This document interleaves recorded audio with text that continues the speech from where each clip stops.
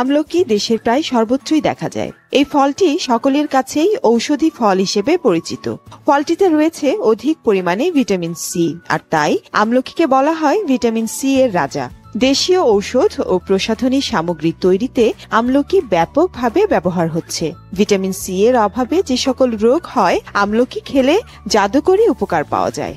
খাদ্য উপযোগী প্রতি ১০০ গ্রাম আমলকিতে রয়েছে ভিটামিন সি ৪৬৩ মিলিগ্রাম, শর্করা ১৬.২ গ্রাম, খনিজ পদার্থ ০.৭ গ্রাম, আঁশ ৩.৪ গ্রাম, খাদ্য শক্তি ৭০ কিলো ক্যালোরি, ক্যালসিয়াম ২২ মিলিগ্রাম, লৌহ ৩.১ মিলিগ্রাম ও ভিটামিন বি1 ০.০৩ মিলিগ্রাম। আমলকির রস সেবন করলে যকৃৎ, পেটের পীড়া, হাঁপানি, কাশি, বহুমূত্র, জন্ডিস ও বদহজমজনিত রোগ নিরাময়ে অসাধারণ কাজ করে।